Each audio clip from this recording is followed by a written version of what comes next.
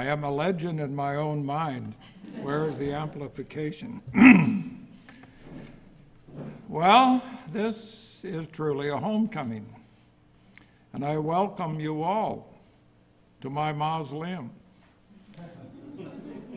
You know, I was considered a very creative thinker, and if I'd had any responsibility for the organization of this meeting, I would have gone down to my friends in Black Mountain at the funeral home, and I would have had a coffin up here displayed.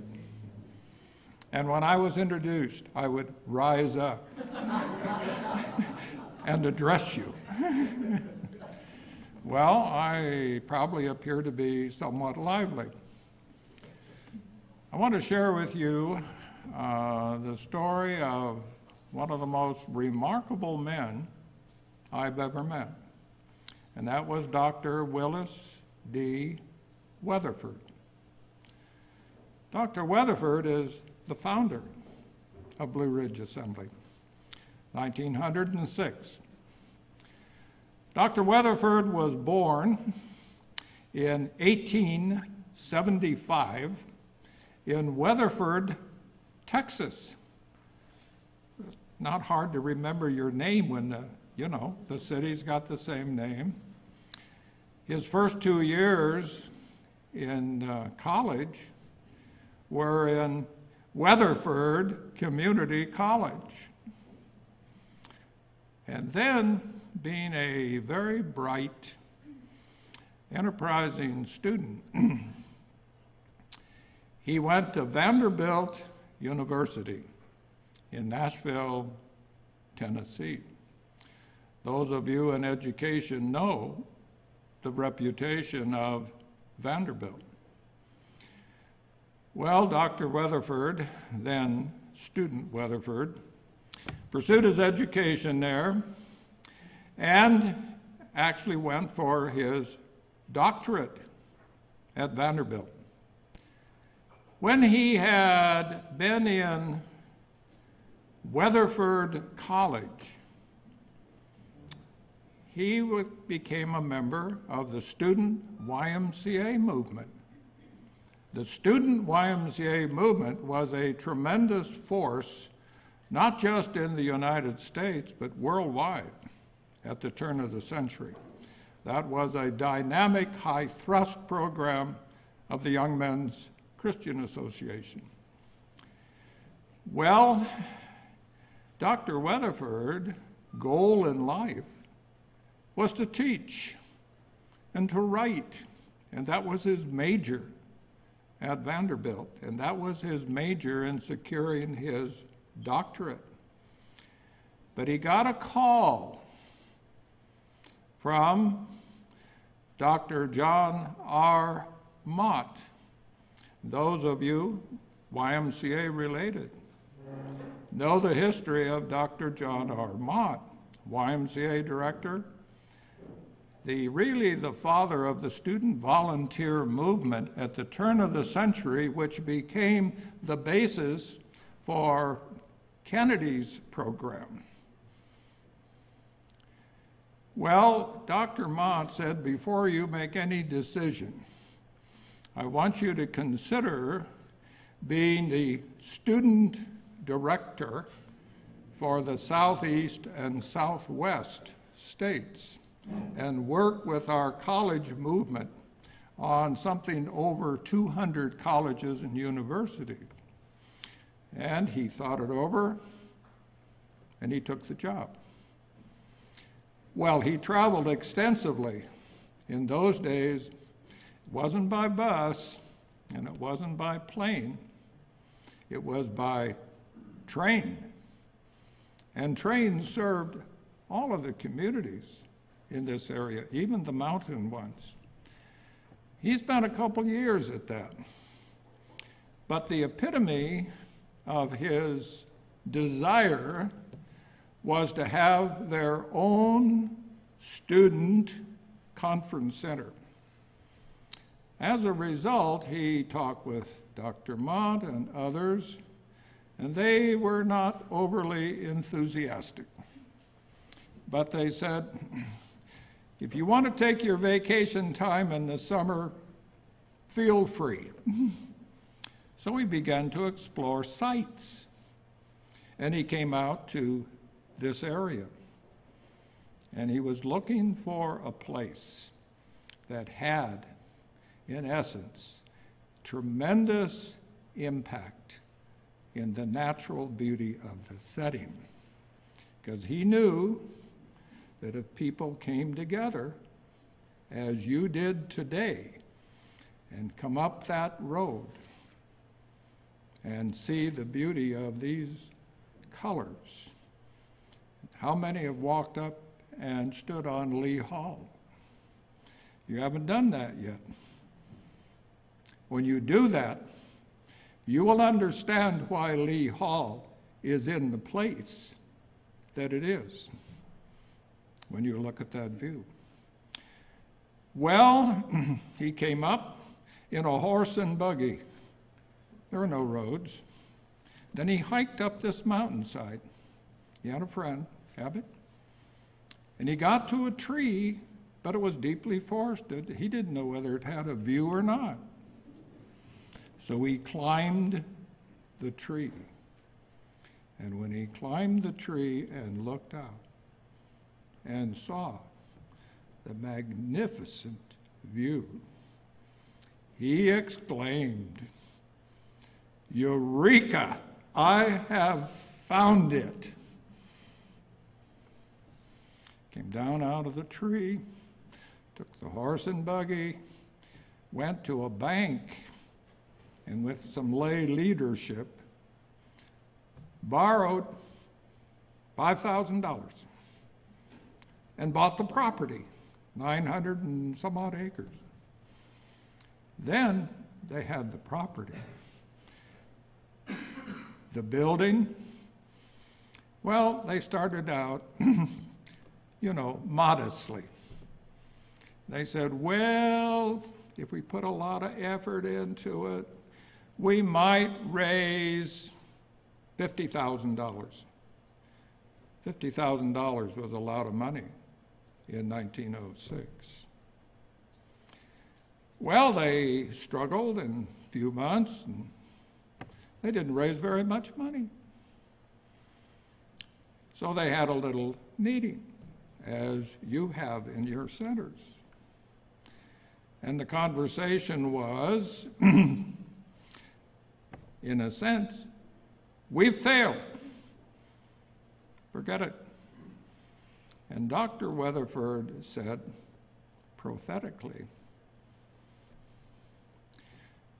we can't raise $50,000, but we could raise $500,000. And that was their goal. They couldn't raise $50,000. But he said, we could raise $500,000. You know what his first gift was? $50,000 from John D. Rockefeller. That's how this place started. And they went and they raised the money. And they began construction on, can you visualize today you taking on to build a building like Lee Hall on your conference center? Would that be challenging in 2011? Think of what that was in 1906 and 7. Well, they raised the money. They began construction, and sure enough, they had Lee Hall ready for occupancy in the summer of 1912. And you know how many came for the first conference? Don't take my word for it. Come in the entrance of Blue Ridge Center. Take a few moments to study the pictures on that wall and around the lounge and down in the dining room, around the walls of the big dining room. And you will see pictures of 1,000 young women from the YWCA student movement standing in front of Lee Hall. The capacity of Lee Hall was about 350. But if you look at the picture carefully, what will you see? A mountainside around Lee Hall covered with tents. They started with 1,000 people. Well, that was a great beginning. Subsequently, over the years, you see the colonial buildings built on either side of Lee Hall. If you look at the early pictures, you will see what looks like almost a shed out on the left-hand side of Lee Hall. And you say, what was that? Well, that was their dining room and meeting room, because they were way over the capacity of Lee Hall, as big as it was.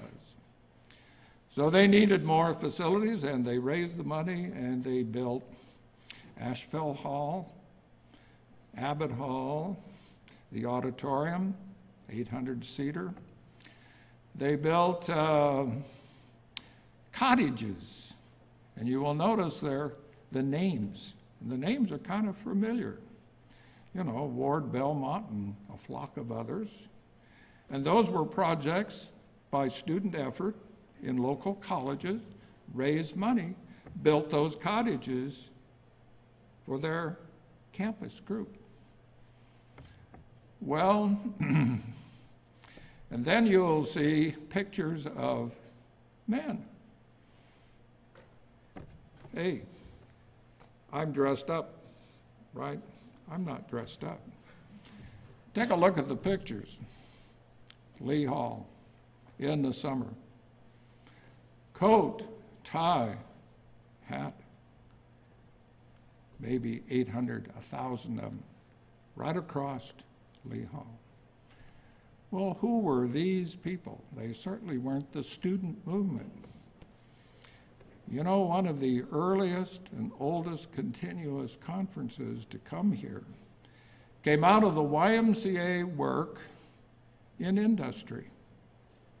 They're called IMC clubs, Industrial Management Clubs.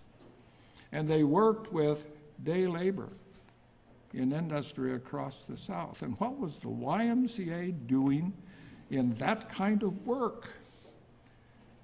Well, interesting. They didn't have any vocational schools. There wasn't any institution you could go and improve your skills and raise your standard of living and learn management. That didn't exist, except in the YMCA. And the IMCA and the Industrial Management Club started here in 1919. And when I came in 1968, the following year, 1969, was what? 50th anniversary. You know how many came?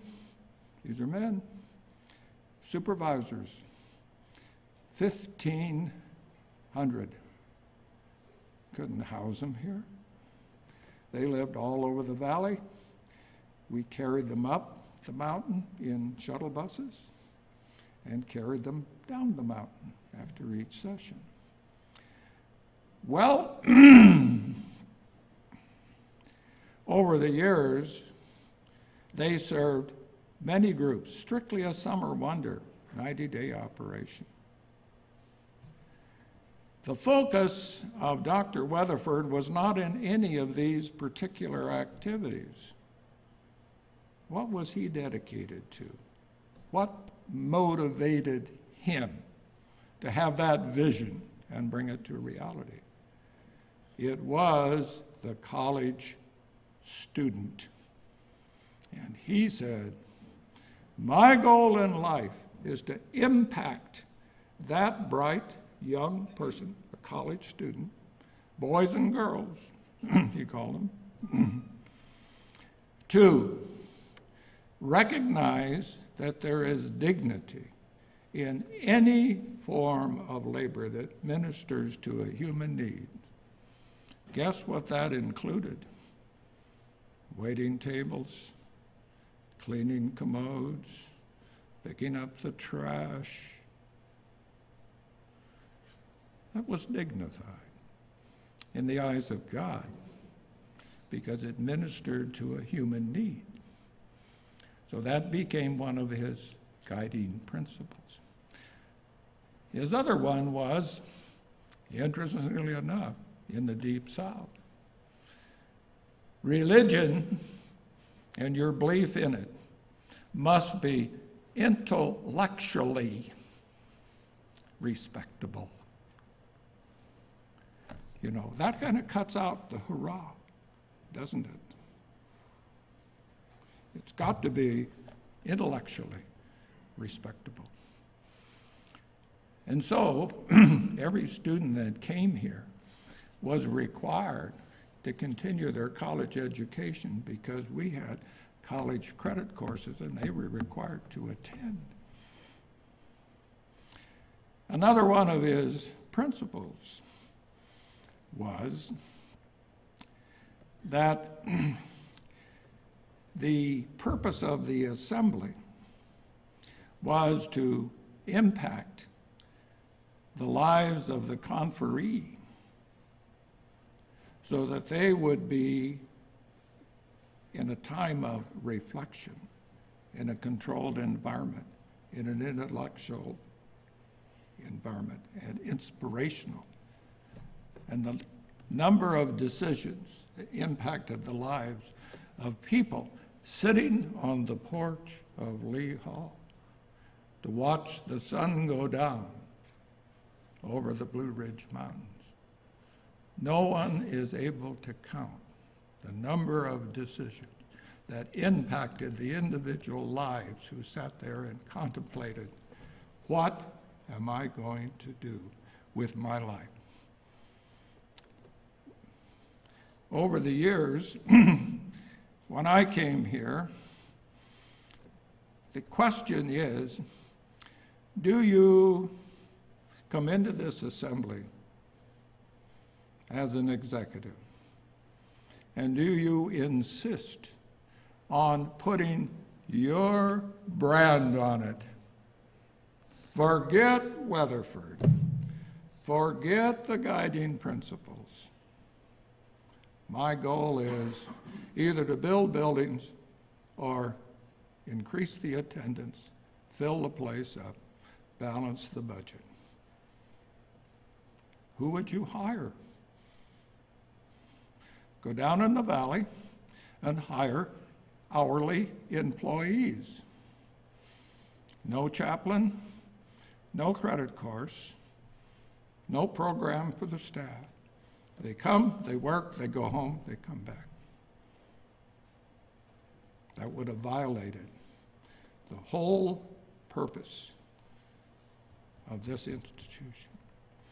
So when I came here and I read Prophet of Plenty, the first 90 years of Willis Weatherford, and I got acquainted with the site, and before I took the job, I said, I will keep the faith.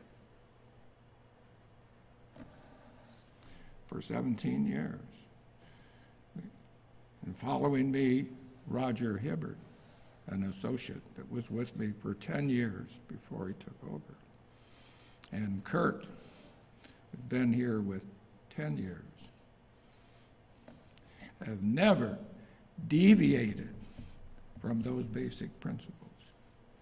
That's what makes Blue Ridge such a unique and dynamic institution that it is today. That, my friends, is not just the history. That is the present, and that is the future of Blue Ridge Assembly.